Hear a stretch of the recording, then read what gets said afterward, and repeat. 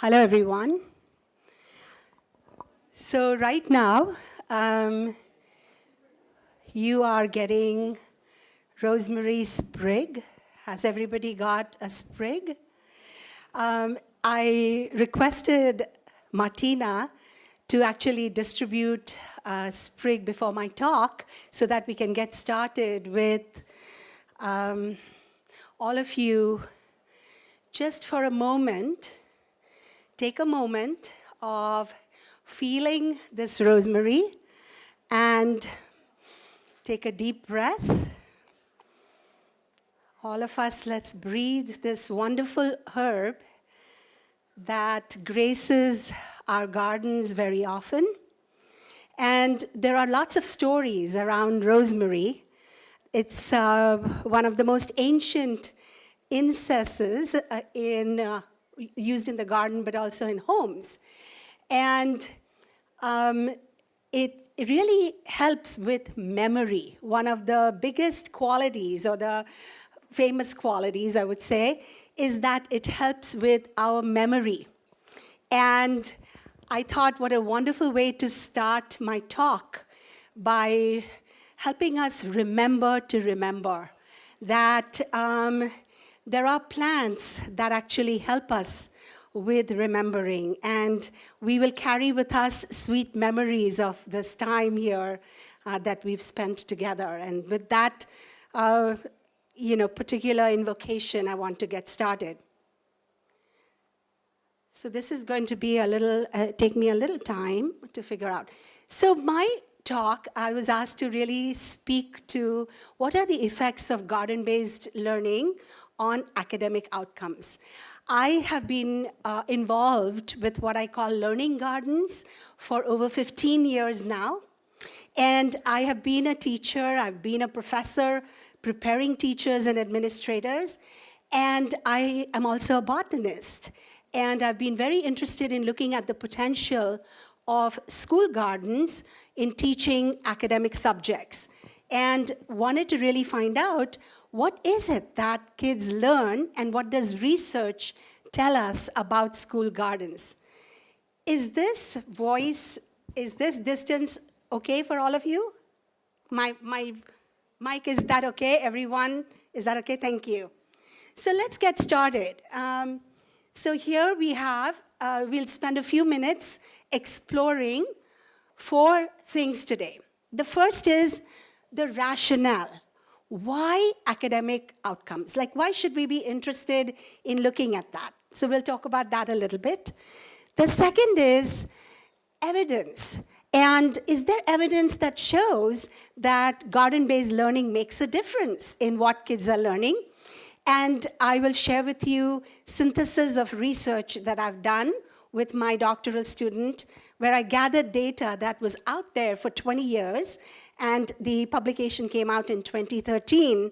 And I'll talk to you a little bit about that, and about a recent longitudinal study that we are undertaking at Portland State University through a big grant that I received, $500,000 to do that work. The third is to really give a little bit of a flavor of the 2 academic subjects, science and language arts. Of course, there are others, but we'll kind of go through and see what is it that kids really say, what are they learning, what are they saying. So just a touch to incite you to look further, and later on when you have a break, you can come and we can talk a little bit more about that. And finally, how do we really maximize this potential that garden-based learning has by focusing on the pedagogy, the instructional piece? And I have developed in my book on learning gardens 7 pedagogical principles with the acronym GARDENS, and we'll wait to find out what that is. So let's start with why academic interest in garden-based learning. What has happened all over the world, but particularly in the United States, I assume from my conversations with many of you, that it's happening here in Europe too. There's a convergence of interests in 3 areas across. There's like public concerns across the world, and climate change is exacerbating that problem. First is food insecurity. you realize with the changes in the weather pattern, in what is going on, there's food insecurity, the disparities between the rich and the poor, who has access to food, and so on and so forth, particularly healthy food. The second is health. I am not sure about your situation here, but in the United States, diabetes too is affecting younger and younger children at a dramatic rate. Obesity is affecting young children at a dramatic rate. And then we are finding not only the young and the old, but in between, people are really quite stressed out. Yes? And what we find is, you might have read Richard Louv's book on nature deficit disorder. It is discovered that because we are so in tune with being indoors all the time, with technology, we are constantly with our cell phones and smartphones that make us less smart, I think, that we have lost this capacity to really experience nature. And what is happening is it's stressing, people out. And we heard earlier through one presentation, looking at the therapeutic impact of school gardens. And the third, and this is really very problematic, is the disengagement of youth, children from school. Education has become really irrelevant to children's lives. It's archaic, it's conducted in these, lifeless buildings, right? Not this one, but in schools that are pretty lifeless. And the curriculum is very old curriculum that is not as relevant to the children's lives. And so what has happened is with that, we find that as soon as kids can leave school and drop out legally, they drop out, yes? And so what we want to do is really figure out a way that here is an opportunity when three of these major public issues are coming together. How can we really look at gardens as an opportunity for us to address these public concerns? And because these gardens tend to be on school grounds, or you all work with children, whether it's at a school ground or somewhere else, that we have the opportunity, we have the potential to really look at gardens and connect them to academic learning. And why academics? Because that provides validity and legitimacy to garden-based learning, right? Because if you simply say, oh, it's a good thing to do, it's for good health, all of that is very, very important. But the moment we show that kids can actually learn better, they learn science better, or they learn mathematics better, whatever it is, through gardens, then it legitimizes this area of work, yes? And then you get funders who are willing to fund you, which has happened to me a lot. I'm a fundraiser. So I'll just take you through 2 or 3 slides to show you what I mean. So let's say that these kids are growing beetroots. You can see this is a first grade class. There are these 5 kids, that teacher is there, and the one to the left is actually one of my students at the university who works at that school. And it's a dual immersion school. English is the main language, but in this particular school, Mandarin and Spanish are also taught as dual languages, and kids can pick which one they want to learn. Anyway, so in the courtyard of this school, there are several garden beds, and these garden beds have been in existence for 15 years. And so they grow food, and they go out, and they're learning their language. They learn what these vegetables are in their language, and they come back to the classroom. So these kids are really thrilled that, here we are, roots growing underground, and then they learn in the classroom about underground foods, right? Normally you don't think about, roots and food. Well, yes, that is a root. Beetroot is a root. And so the kids are very excited. They picked from seed to the fruit, to the vegetable, and then they bring it to the class. They'll draw, they'll make, they'll do projects in the classroom, they'll talk about it, and so on. Let's look at this one. The girl in the red sweater, the maroon sweater, is one of my students at a different time. And here is a garden where the students have grown. We call it Three Sisters Garden. Have you heard of Three Sisters? It's a Native American story, and where corn, bean, and squash are grown together. They're companion plants, and they're grown together. And so here they are, the kids, you can see the corn, you can see the beans, and the pumpkin, in this case, squash. And what happens is that the kids learn. It isn't just about, oh, let's go out and plant corn and bean and squash, right? It's more about, so what is this relationship? Why did they plant in ancient times these three amazing, foods together? And it's because the corn becomes the trellis for the bean. So sister bean, yes, will twine around sister corn, yes? And then because corn takes a lot of nutrients, those of us who are gardeners know, it depletes the soil pretty quickly. You plant the bean, and the bean will provide the nitrogen to the soil, right? So they have a relationship going. And then there's the pumpkins or the squash, and they trail on the ground, right?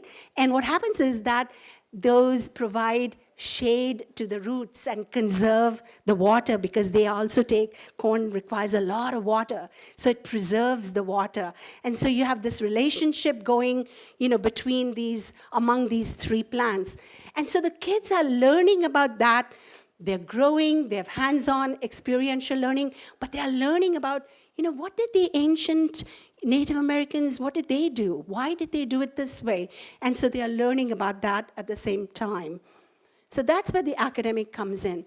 This particular picture I took in Denver. I have visited over 150 school gardens across the United States, in Canada, in Australia, India, Nepal. Wherever I go to school gardens. I love children and I love gardens.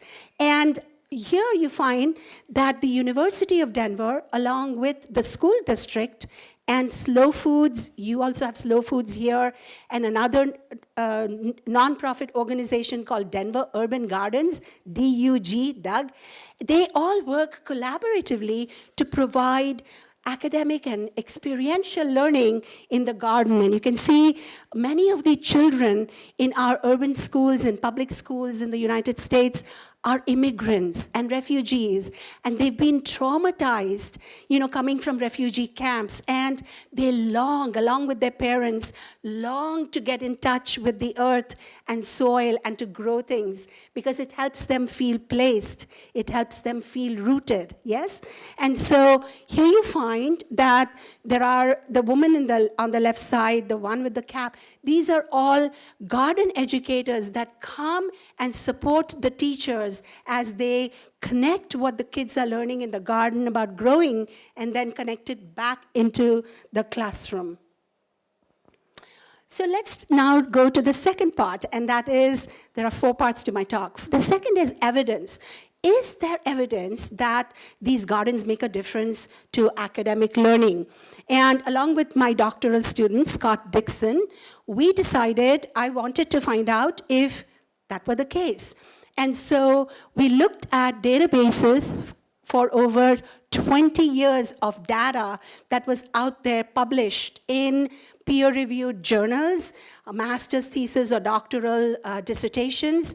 And we had to establish, after looking at, there's a paper that you can pick up later on, and this took us 3 years to do the study, looking at what was out there and then establishing criteria to be able to look at across the studies, what were some commonalities that we were finding, and how could we share that with the broader audience. And Spencer Foundation funded me for this particular project. And we looked at the data that was out there, the studies that were out there. And there were lots of studies, right? But we had to have some criteria for what would count towards the synthesis so that we could really validate what was going on. So after looking at these and reading all the abstracts, I read 152 studies from the databases, and we came up with these criteria, and we went through the reliability of 2 people working together, and it had to be a structured garden-based curriculum. In other words, you couldn't just say, oh, the kids went out there and they picked vegetables or they grew vegetables, but it had to be something that the curriculum was linked with the garden. The second was that it was explicitly linked with school subjects and standards. So if they were learning science, it was linked with that. So the studies had to show that. The third was that the kids needed to have a minimum of 1 hour at least every 2 weeks of garden experience.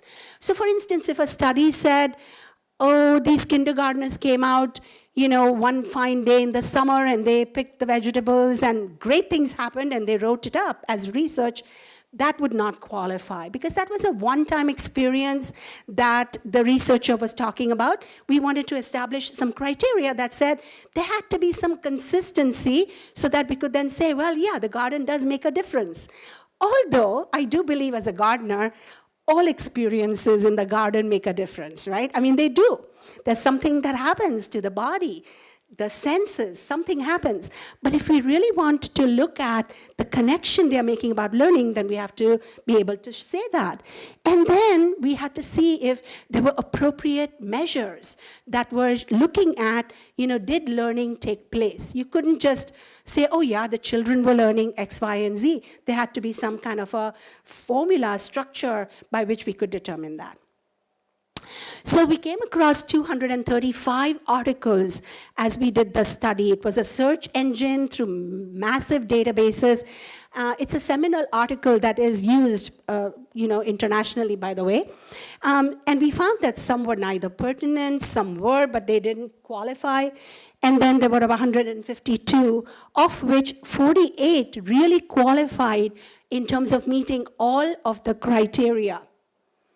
Now, we started to analyze those 48 articles. There were 52, but 4 had already been dissertations that had been published, so we had to take those out. And what we found was the distribution of the grade levels where the studies were conducted, that majority of the studies, do you see where they are? They are in 3rd, 4th, and 5th grade. Can you see from there? I don't know if I can point it out or not. Which one would do it? No? Okay, so you find that the yellow piece, from here, it's pre-kindergarten through 12th grade, right? So you're seeing the curve, and several of the studies actually looked at more than one grade. And what you find is that the concentration of the studies was really in this middle part. So the 3rd through the 5th grade is where many of the studies were taking place. And we were wondering, why is that so? And one of the reasons is that, particularly in the United States, we find that standardized tests are given at the 3rd grade level. That is when it starts, and probably that is when the data get recorded. So, what we discovered is that science as a subject was the most used in terms of linking back to the garden. Science was the most used, and then we had mathematics and language arts, and there were 2 studies that talked about writing, and we could have easily collapsed that under language arts, but we decided not to because the studies didn't talk about it that way. So we kept it at that level, and then social studies, there was only 1. So how many of you, if I can have a show of hands, how many of you tend to use the garden to teach science? Wow. How many of you use it to teach language arts? Language, writing, poetry? Quite a few. And mathematics. Does anyone use it for mathematics? Okay, quite a few of you too. And anything else that I have? And art, to do artwork, and yes, fantastic. So we see that garden has the potential for a whole lot of learning that can happen, right? And the countries that were represented in particularly these 48 studies most of them are in the United States, and then you have some from Australia, England, India, Kenya, and Wales. And as Dorothy said in the morning, next round of studies will be Austria and Germany, and hopefully this particular conference will have a whole lot of research studies also associated with it. So I'm just going to skip that. I already talked about it. Now, here comes the interesting thing. That what I then discovered is that as we were looking at all these outcomes, that actually there were what are called direct outcomes. And direct outcomes means directly the kid is learning something about science or something about mathematics, about the area and, looking at measurement, about the circumference, whatever it is, directly, right? It's directly related to that. But there were all these other things that these studies were talking about.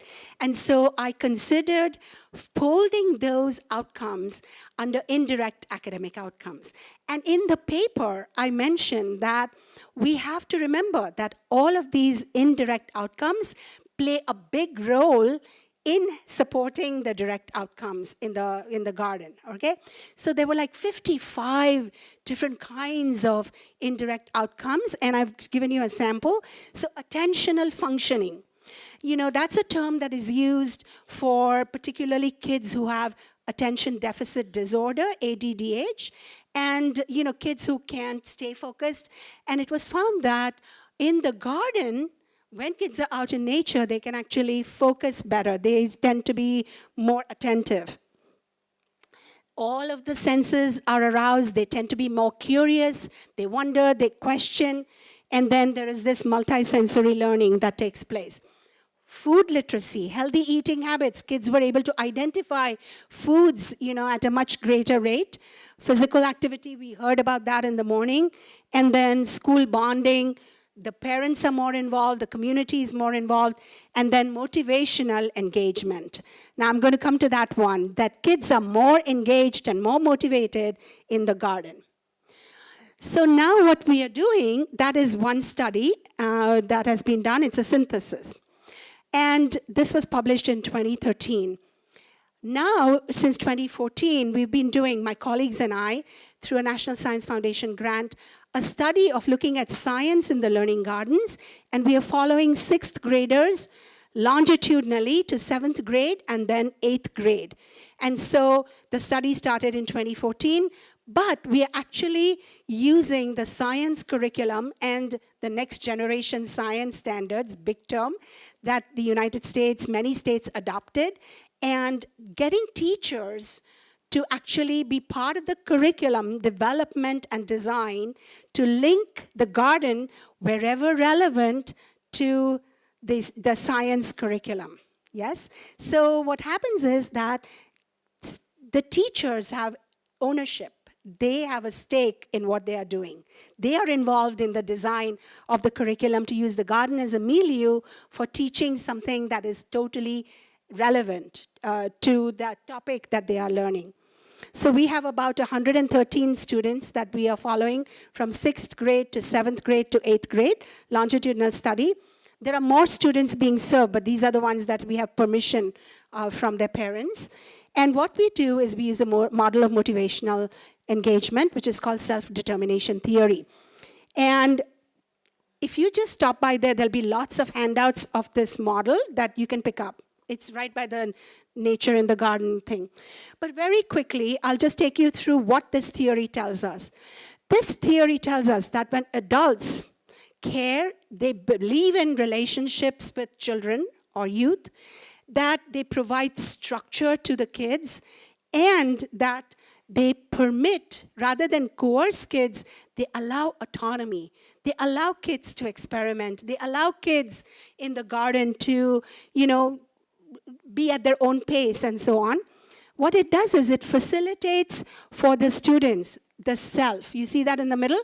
The self for the youth.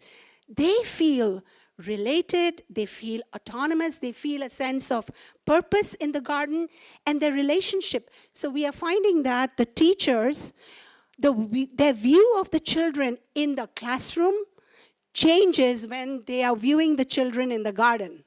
The kids they're able to express their competence and their sense of purpose, as they are growing in the garden. We saw in the City Farm presentation how purposeful they were, right?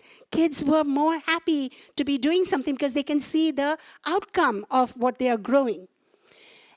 And what it leads to is action, and that action is engagement, yes? But on the other hand, if you're coercing, you're forcing, kids are disconnected, there is disaffection, there's disengagement, disaffection. And what you will find is that the learning and the achievement gets impacted. And for our study, we are using the psychological model. We have a professor in psychology who's working with me on this. And we have 2 major research questions. Don't worry about the big sentences over there. But it's really basically asking whether when kids are involved in the garden, let's say in the fall, and then they come in the winter, does it stay? Is there staying power of the garden for kids to feel a sense of autonomy and purposeful and competence? Do they feel that? So we measure with the help of grades and with a validated survey. Then we are also looking at, after they leave 6th grade and they're coming back to school in the 7th grade, they have a big break, right? We have 2 months of break in the summer.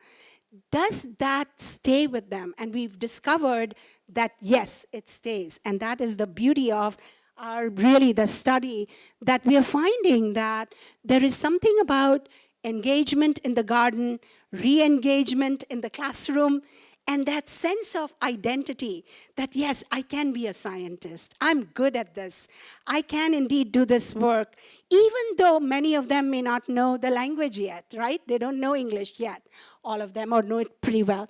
And you find that science learning, all of the correlations that we've done show promising results, all of them. And this is for the fall, and then we have spring of year 1. You see that at the bottom there? So you have, this is a little too detailed probably, but the point to take away from this is the following: that there are promising results from 6th to 7th grade, and we are just getting ready to analyze from 7th to 8th grade. School will end in June. We will have all the data, and we'll be able to publish that. The key is, over here, is the following: curriculum integration and pedagogy. That we have to focus on both of them. If we really want to have impact, if we really want these to be effective, you have to focus on both. And it's really important for all of us in this room to be able to do research, to share with the larger public. We can't just share it among ourselves. We have to be able to share it with the broader community so that they can believe in this work, right? We are already converted. Okay, so here we are. This is how the back and forth, right? They're looking at compost, they're going back in the classroom, they're examining through the microscope, they do projects, they share with the public, and so on. So now let me take you through what are the techniques that help with this process. So there is the curriculum, and if you want, you can stop by and I'll share you some curriculum work, is sit spots. Have you heard of sit spots, anyone? So sit spots are really, really very effective. Now, this is a block. It's a typical urban, heavily congested traffic over there. And you find that children are seated in the garden quietly, right? So sit spots, even if you take 10 minutes and let these children, with a piece of paper, usually they have journals. All our projects have journals so that kids can take notes, they can write, they can ask questions, and just jot down what they are, or draw, whatever it is.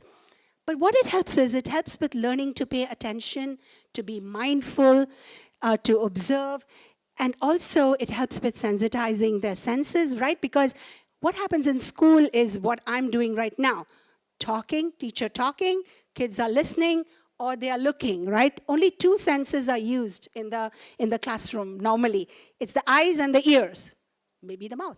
But then you find that in the garden, just like that rosemary, you find that the herbs, they activate something in our body, huh? And touch, why is this rough? Why is that smooth? All of that. So it's a place to be quiet. And this has the greatest impact in my 15 years of working in this area, is that when you just allow quiet time, you will find that actually kids can be very creative, and adults need it too. So they can be very creative in terms of writing stories or poems and so on. So here is one child, and what this child had to say about, there are hundreds of these I have in my book, but here it is, it's very silent and calming. I like the sit spot because it gives me time to collect myself and think about things, right? Which they are not able to do when they're all the time with their cell phones and computers and loud music, yes? So you find that they are acknowledging, children learn and they know the difference between their regular experience and this kind of experience. So here is a kid who was just writing in the garden, and I took the picture here about just green. Green is relaxing as a soft pillow. Green is as fresh as spring. Green is as soft as a feather bed. Green is as a warm apple pie. You know, and just leaving that kind of open-endedness in their writing helps them with their language arts ability. So we have a lot of poems that kids write too, and I'll share two in a minute. So here is a teacher, and here is a school that teaches Mandarin and Spanish over and above English. So Mandarin or Spanish, they choose. And then they learn these herbs. The children are sharing how their parents use. If they are Chinese, what do they do? How do they use? The Hispanic kids will talk about how the tomato is used, you know, by their mom or their grandmother, how they grow it, and so on and so forth. So they are no longer tongue-tied. You know what is tongue-tied is you know, when you don't know the language and you can't speak. I've felt this way sometimes here. It's like, oh, you know, but you're trying to express yourself in different ways. And so these children, even though they don't know English, they're able to express themselves. Now here is a third grade girl, and I was in this class when she was writing this. She was seated in a garden by the plant. It's a mint plant. Anybody loves mint? Yes, I love mint. For tea or for just, you know, the mint oil is so helpful. So she would always go to this particular mint plant. She was attached to the mint. And she sits there, and here is what she writes. She's third grade. Third grade means 8 years old. Yes, 8 years old. It's important to listen to nature. Plants give us so much, and we give them back so little. Yes, we water them and feed them, but they can do this all on their own. So if you listen, I mean really listen, and she underlined it, really listen to nature, you can understand what they want. And you know, for an 8-year-old, it makes your hair stand up, right? It's like such wisdom, yes, that plants can teach us if we only listen. So true. Here is a 6th grade boy, you know, who in the classroom was always in trouble, always. And it's time to be in he says, at the learning gardens, it's time to be in your own little world, letting your imagination go wild, planting dreams in the ground and seeing them grow, right? And he was actually an immigrant from Somalia, you know. So for this child to be able to connect with soil and land, you know, metaphorically, that means so much. And here are some, I just brought a sample of haiku. You know, haiku is actually supposed to be 17 syllables. It's a Japanese poetry, usually about nature. And here are kids who had, you see on the right down there, so in the school, in the hall, there was a big bulletin board where the art teacher had worked on what was called Poetry Underground, and they had done artwork, you know, of the underground foods that they had grown in the garden. So with the art teacher, they had done that. And you see the carrot and the beet and radish and so on. And then, you know, with the classroom teacher, they are writing the poems. So the first one says, beets squashy, bursting with blood, red dye everywhere, smells like buckets of dirt, over-sugared, makes me gag. And the other one is, it's earth trapped in a bottle, the wet plain taste melting on my tongue. Yes, kids who would sometimes not like to eat beetroot are now mad about beetroot. They love beetroot. So I'll just spend a little bit of time now on the pedagogy, like what is it that has to happen in these gardens? So you have to be aware, we have to look at curriculum and we have to make those direct connections wherever possible. But then there's something else that must happen. We can't just teach the same way we teach in the classroom. We can't do the same thing in the garden, right? So we find that we have the awakening of the senses. So these are the 7 principles, GARDENS. So G is groundedness in place, and we have awe and wonder, and rhythm and scale, diversity, experience, nurturing, interdependence, and then awakening the senses. I just have 2 slides. So we have groundedness in place, kids developing a sense of place. Yes, many of us are uprooted. How does a garden help with that? And focusing on that is really important.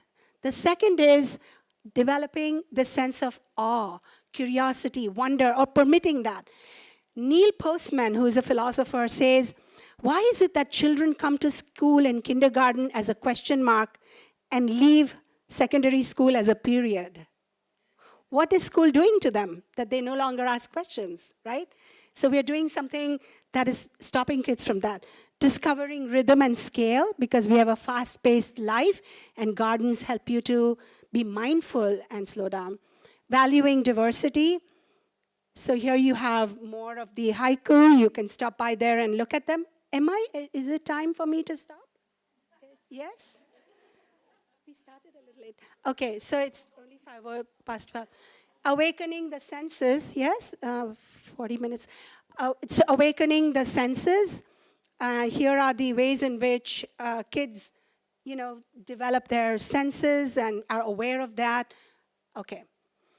So there are 2 last questions to ask. And one is a question about what theory guides our work of garden-based learning. What is it? And we can draw from many, many theories. Yes, we can draw from constructivism, multiple intelligences, experiential learning. We can draw from self-determination theory, which is what we are doing in our project.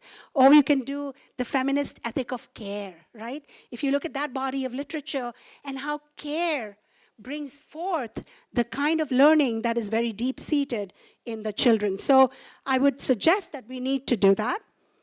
And in summary, I want to just end by noting that garden-based learning, it capitalizes on what we know about how students learn best. The quality of the experience makes a difference, right? It's not just about go to the garden.